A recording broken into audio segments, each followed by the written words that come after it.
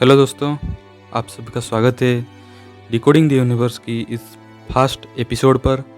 आज हम बहुत सारी बातें करने वाले हैं और हम साइंस के बारे में, स्पेस रिसर्च के बारे में, ये सब चीज़ों के बारे में हम डिस्कस करेंगे। ठीक है, तो रेडी हो जाइए। चलिए शुरू करते हैं पहले से कि इंसानों का स्पेस पर इंटरेस्ट कब से हुआ, कैसे हुआ, सारी चीज़ें के ऊपर हमारा नॉलेज डेवलप कैसे हुआ। शुरू से शुरू करते हैं। हम पहले ये समझते हैं कि साइंस क्या है। आप जस्ट इमेजिन कीजिए कि आपके सामने दो लोग चेस खेल रहे हैं और आप उन दोनों को कंटिन्यूसली ऑब्जर्व कर रहे हैं, जबकि आपको खेल के नियम के बारे में कुछ भी नहीं पता है। आप बस उनको ऑब्जर्व करके ये जानने की कोशिश कर रहे हैं कि खेल का नियम क्या क्या हो सकता है। इस तरह से आप उनको कंटिन्यूसली ऑब्जर्व करते हुए आप देखेंगे कि ये कैसे खेल रहा है। इस तरह से खेल का नियम शायद ऐसे होगा। आप एक नियम गेस करेंगे, इसके हिसाब से धीरे धीरे जब आगे चलते हुए आपके गेस के अनुसार जब कुछ ना चले, फिर आप अपने समझ को ज़्यादा बेहतर करने की कोशिश करते हैं और नियम को बेहतर समझ पाते हैं। धीरे धीरे ऐसा करके हम कंप्लीटली समझ सकते हैं कि टोटल नियम ही क्या है। इस तरह ही हम साइंस काम करता है। हम इंसानों ने बहुत समय से, बहुत वर्षों से कोशिश करते आया है कि ये नेचर क्या है। यहाँ पर चेस तो प्रकृति खेल रही है और हम ऑब्जर्व करके इसके नियम को जानने की कोशिश में लगे हुए हैं। यही साइंस है। एक वेल नोन साइंटिस्ट थे जिनका नाम शायद बर्ट्रांड रसेल था। एक दिन वो एक पब्लिक लेक्चर देने गए थे एस्ट्रोनॉमी के टॉपिक के ऊपर। तो उन्होंने उस लेक्चर में ये डिस्क्राइब किया कि हाउ ये अर्थ ऑर्बिट करता है सन के चारों ओर, और सन कैसे ऑर्बिट करता है एक तारों का कलेक्शन जो कि हमारा गैलेक्सी है उसके चारों ओर कैसे ऑर्बिट करता है। ये लेक्चर जब ख़त्म हुआ तो एक ओल्ड लेडी आई। वो उन्होंने उनसे पूछा कि आप ये क्या बोले, हमारा वर्ल्ड तो एक फ्लैट प्लेट की तरह है जो सपोर्टेड है जियांट टर्टेज एक है उसके पिठ पर। तो फिर साइंटिस्ट बोले कि तो फिर ये जो टर्टेज है ये किसके ऊपर है। तो वो बोले आप तो बहुत चालाक हैं यंग मैन, आप बहुत चालाक हैं, ऐसे बोल के गई। तो फिर हमारा कहने का मतलब ये है कि हमारे धरती पर बहुत सारे लोग हैं डिफरेंट डिफरेंट थॉट्स के। तो आखिरकार सच क्या था तब तक हमको पता नहीं था। बहुत सारे समय तक हम इससे भी ज्ञात नहीं थे कि हमारा धरती गोल है या फिर फ्लैट है या फिर क्या है।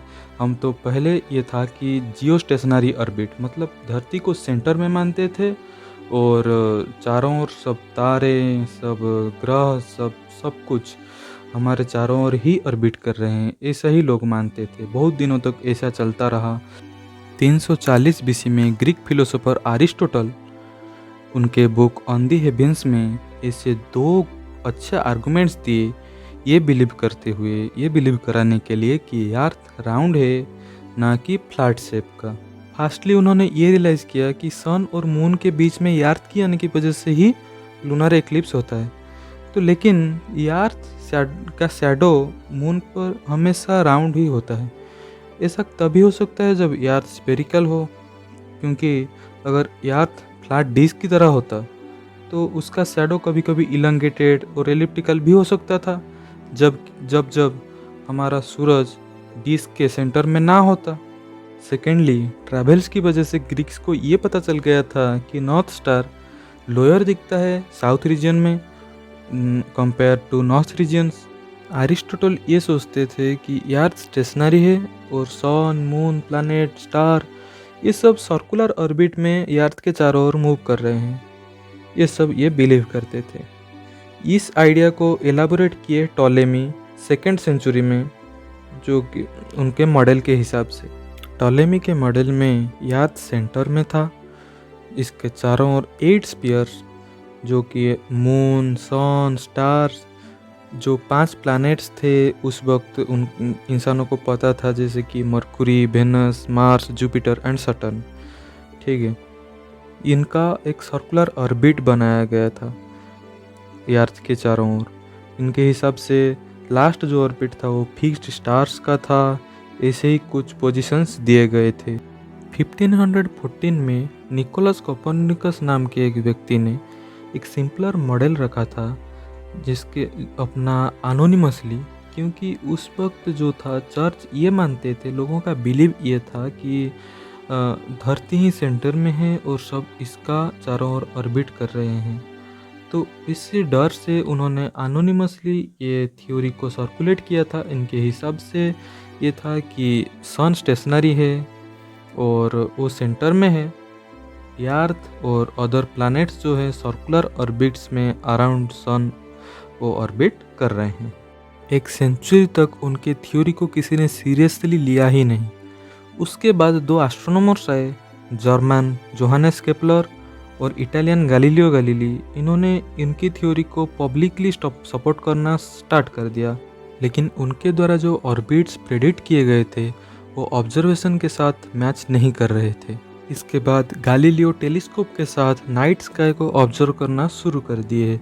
उन्होंने जब प्लैनेट जुपिटर को देखा तो उन्होंने ये पाया कि कुछ सैटेलाइट्स हैं और मून्स हैं जो ऑर्बिट कर रहे हैं इसके चारों ओर। इससे उनको ये पता चल गया कि अरिस्टोटल और टॉलेमी ने जो सोचा था वो सही नहीं था शायद। उसी टाइम में जोहानेस केपलर ने कोपर्निकस की थ्योरी को मॉडिफाई करते हुए ये सजेस्ट किया कि प्लैनेट्स सर्कुलर पाथ में नहीं बल्कि एलिप्टिकल पाथ में मूव कर रहे हैं।